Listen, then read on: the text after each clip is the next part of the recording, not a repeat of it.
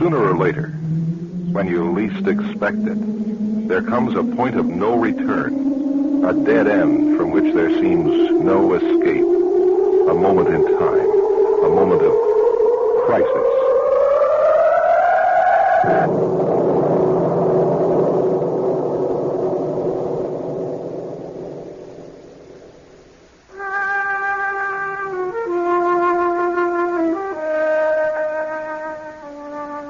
Each man, they say, has his breaking point, the point where the mind's hold on sanity finally loosens and madness takes over. For Samuel Withers, it could be said that he held on to his sanity longer than most men would under the circumstances. In fact, the evidence now shows that Sam was in command of his faculties long after everyone who knew him thought he'd lost his mind. For tonight's tale of suspense, we turn the calendar to the year 1861, to the town of Jericho, Utah, some 20 miles due west of Nephi, a good 3 days' journey south of the Great Salt Lake, where silver sold for $3 an ounce and men's lives for even less. In 1 minute, on Crisis, a story called The Last of Simeon Buell.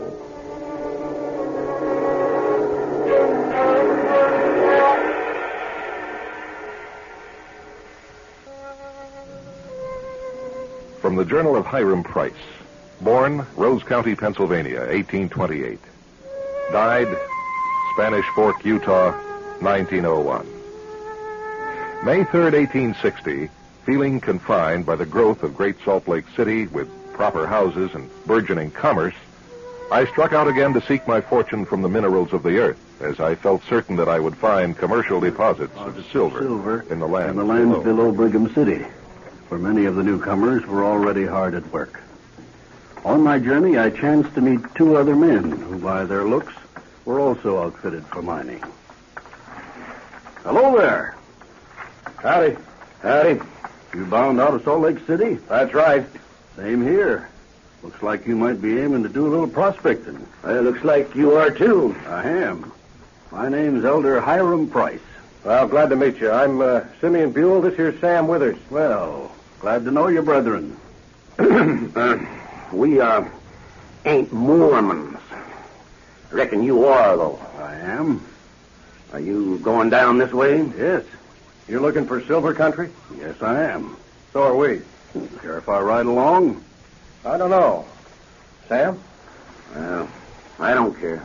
Sam and me, we're partners. Fine. Well, if Sam don't care, then I don't.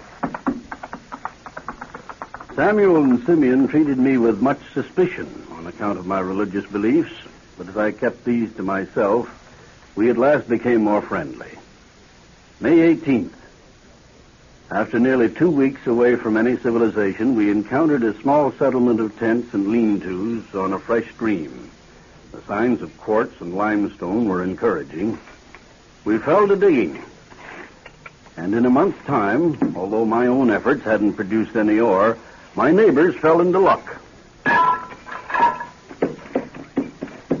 Hiram! Hiram, we found it! Looky here. We got silver, see? Silver. Yeah, see that? Look, we busted right into a vein. Must go dang near straight down. No telling how much is right under our feet. I'm happy as can be for you, Sam. Simeon. Bye, Ned. This calls for a little celebration. Word about the strike spread up through Cedar Valley and clear up to Salt Lake City. New towns sprang up as miners opened claims and struck ore. There was Silver City, Dividend, Mammoth, and Ophir, and down below us, Oak City and Minersville. Sam and Simeon's claim was the biggest around, and so the town took the name of their mine, Jericho. And the town grew. The Jericho mine hadn't struck as rich a deposit as the boys had hoped, but it made them prosperous enough to keep working deeper and farther, pushing their mine shaft north, back under the outskirts of the town. Meanwhile, Jericho was growing. It soon boasted a hotel, 2 horse dealers, a blacksmith shop, a small church meeting house, and 3 saloons. Another round here, boys? Oh, well, all except you, Elder, of course. Something I can do for you? I was wondering if the stage came through today, Mr. Barton. My claim's out near the Jericho, and Sam and Simeon asked me to pick up some stuff they were expecting. I'll take it back up to them. Oh, yeah. A couple of packages now that you mentioned it. I got them over here behind the bar. Come on. Now, let's see. The big one and the small one. Yeah, there. Thanks. Yeah. Sure I couldn't pour you a little sarsaparilla. No, thanks. Good night.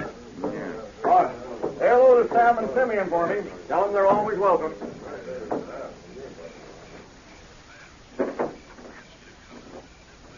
It was a September evening, just past twilight. There was hardly any lantern light at my back as I walked back down toward my little diggings, planning to stop off first at the boys' shack over to Jericho. Looking up at the stars, I guess, not watching where I was stepping, when I must have caught my heel in a rabbit hole, and down I went, spilling the 2 packages out of my arms, and they broke open. I fished around, trying to tie the packages up again. My fingers there in the dark told me what it was I was carrying. Their shapes are unmistakable, even when you can't see them. One of the men, I don't know which, had ordered a harmonica, and the other had ordered a gun.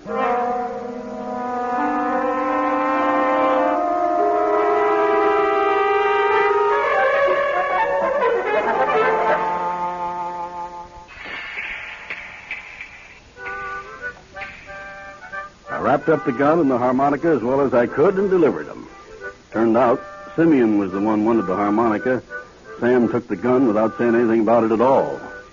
But that night, the night I brought them their packages from the stage line, that was the start of the trouble between the two of them. Don't you know any other tune besides that one? Oh, I'll learn me a new one of these days. We got lots of time. Put that thing down, will you, and finish your dinner. I am finished. You ready to go back to work? I ain't finished yet.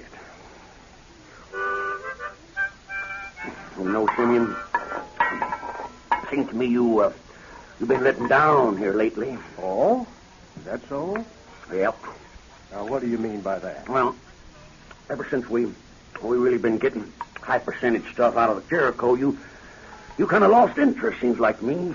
Well, that's interesting. Don't I work the same hours as you do? Oh, maybe so, but don't seem like you're picking out as much rock as I do. Well, maybe you're stronger than I am. Or maybe you turn lazy. What do you want to do, Sam? Split up? Well, I've been thinking about it. You know, maybe mining ain't for you. Or maybe you'd like it all, right? Look, I got ambition. I'd like to push this mine clean under the town, whole town. We could take out thousands of dollars worth of silver in a year if we just worked at it. What's your hurry? We got all the time in the world. Well, maybe you have. Look, I'm a sight older than you. I want it fast. Come on, Simeon, come on. Let's get back to work now. I said, come on. It got known around town that Sam Withers had taken to wearing a gun. Not many other men did. Withers said it was protection, keep claim jumpers away from Jericho. It worried me some because Sam had fired the thing one night, mistaken me at my claim for some stranger. Came over and muttered that he was sorry. But the next morning he was up early as usual, and there was no sign of Buell. Buell? He's down the mine. How far in are you now? Oh, reckon about 3,900 some odd feet. Slanting down 40 degrees. Taking out much ore? Well, we found us some good pockets, yeah. You? Nothing much to brag over. Well, I'd best get to work. Being their next-door neighbor, so to speak, I couldn't help but notice how much less ore was coming up out of the Jericho mine. For a week or more, I'd hear Sam Withers hollering down the shaft to his partner. The ore cart would come up after a while, the old mule hardly sweating. And the rumor started that the Jericho had petered out. But I still didn't see Simeon Buell. No one else did either. October 2nd. It's been 2 weeks since anyone in Jericho has seen Simeon Buell, and the talk in Barton's saloon has turned ugly. A boy in the camp was sent to fetch me, and I reluctantly made my way again into the drinking parlor. Oh, here's Price.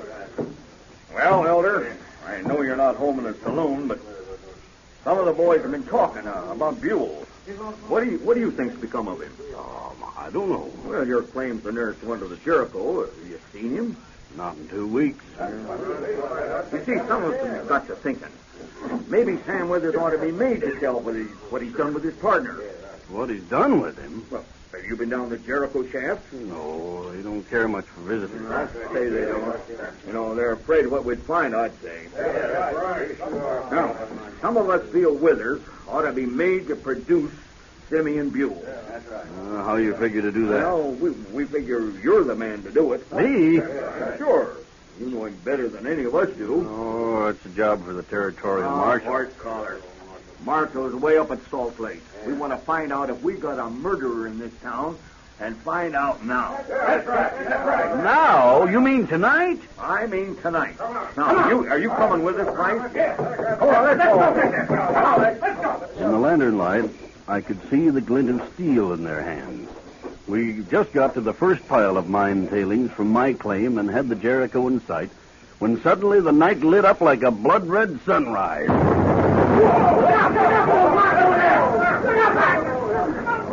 And where the entrance to the Jericho had been was nothing but a cloud of falling rocks and dirt. The Jericho had been blown up.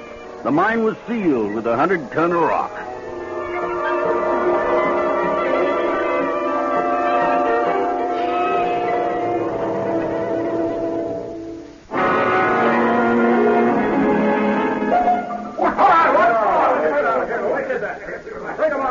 We found Sam Withers behind the shack, stunned from the explosion. They grabbed him and marched him back to Barton's saloon. And after a deep draught of whiskey, Sam began to talk. All right, let go of me. Get your filthy hands off me, I said. All of you. All right, now.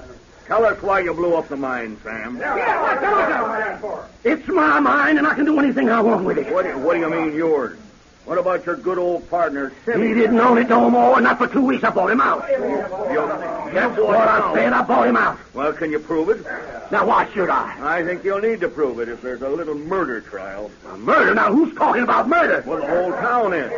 We think Buell's down in the mine. We think that's why you blew it up. Well, now, you're just crazy. Buell took what I paid him for his share and left town. That's funny. Nobody saw him go. What are y'all standing around jabbering for? If you ain't got a body, you ain't got a corpus delicti. Now, what's that all about? Well, he's right. You can't convict anyone for murder unless you can find a body. You need evidence. That's so. Well, we've got evidence. Everybody in town knew Sam bought a gun. Now, why did he buy the gun? For protection. We knew the mine was petering out. Now, that is a lie. So why would you buy out Buell's share of a worthless claim? The answer is you wouldn't.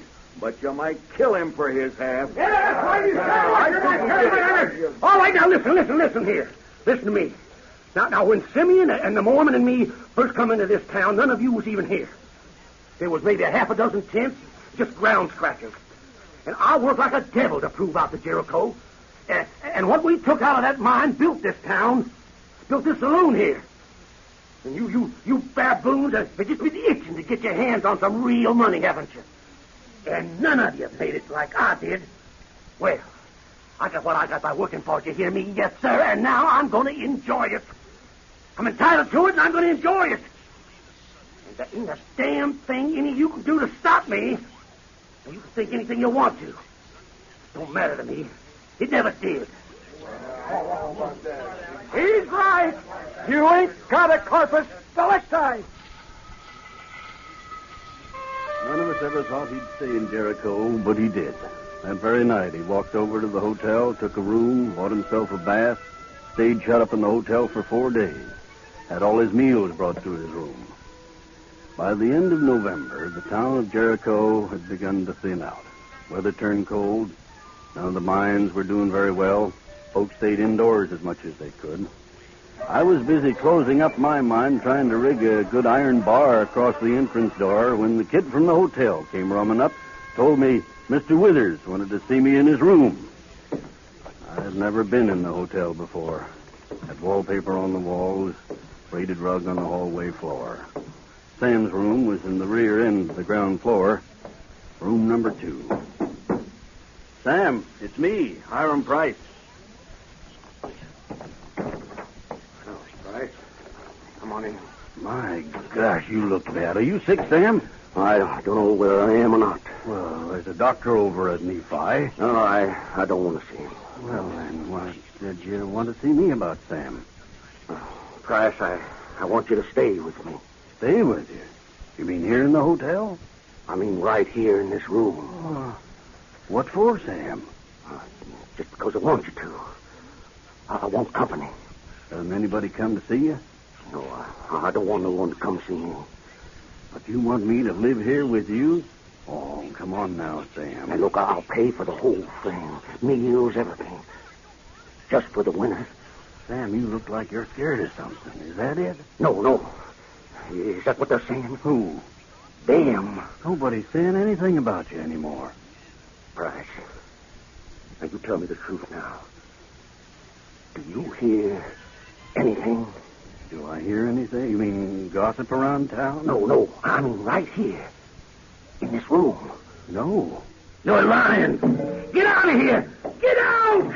Sam! Out!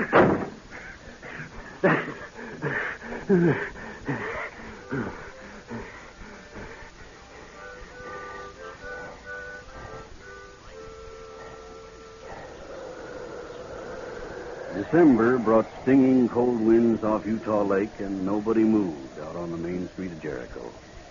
The town, what there was left of it that winter, was huddled indoors trying to get warm and filled with superstition about the way Sam Withers had gone crazy.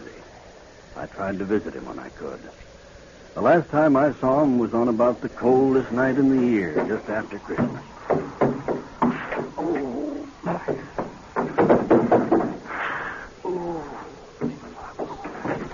Who's there? It's Hiram Price. Who is it? Hiram Price. Hiram. Come in. You're an angel with wings. Oh, angels don't have wings, Sam. They look just like you and me. I doubt anything you say. Hiram, you're an elder in your church, ain't you? That's right. Can you, what they call, exorcise ghosts? What? Ghosts. Can you get rid of them? Well, I don't rightly know. I never tried. You see, he never does it when they bring my food or come in to clean the room. Only when I'm alone. Only when I'm alone. You see, he knows. Who? Who are you talking about, Sam? Well, Buell. Simeon Buell. Buell? You mean Simeon is haunting you? Quiet. There. No, I thought it had started again. But he won't do it again until I'm alone. Won't do what? Well, play his harmonica. Sam? Every night. Every day for weeks and weeks and weeks. I keep hearing him. You hear Simeon Buell playing his harmonica? Yeah, all the time. But I thought Simeon was a long way from here. That's what you told everyone. Look, and you listen to me. Simeon Buell is haunting me. Trying to drive me insane. Trying to make me go running out of here and confess to killing him. But I won't do it. Sam, as your friend, if you have anything to confess, you better confess it. Not to me, not to any other man, but to God. Confess. Yes. That's what he'd like me to do, isn't it? Confess. Then they wouldn't need a corpus delicti, would they?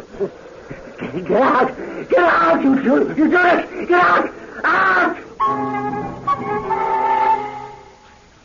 That was the last time I ever cast eyes on Samuel Withers. For it was less than 20 minutes later that the ground of Jericho began to tremble like an earthquake.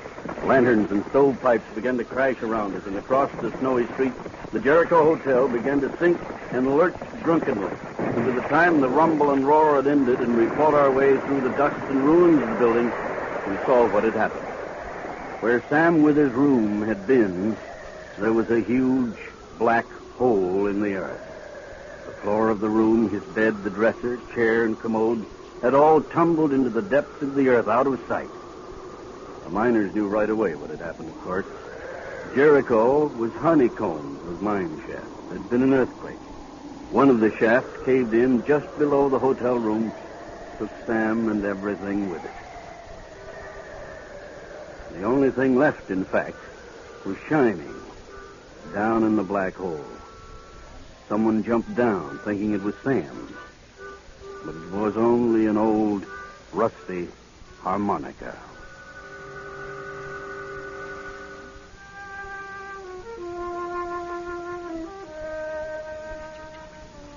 One final entry in the journal of Hiram Price.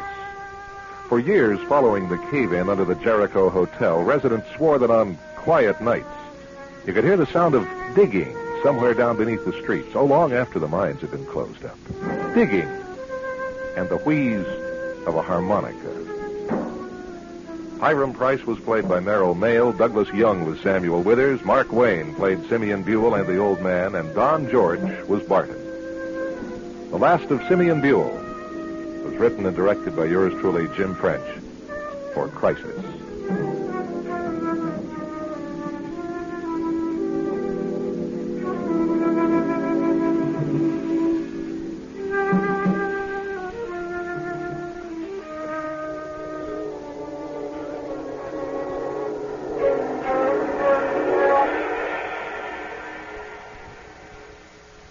Crisis is distributed by the Nostalgia Broadcasting Corporation, Post Office Box 10914, St. Petersburg, Florida.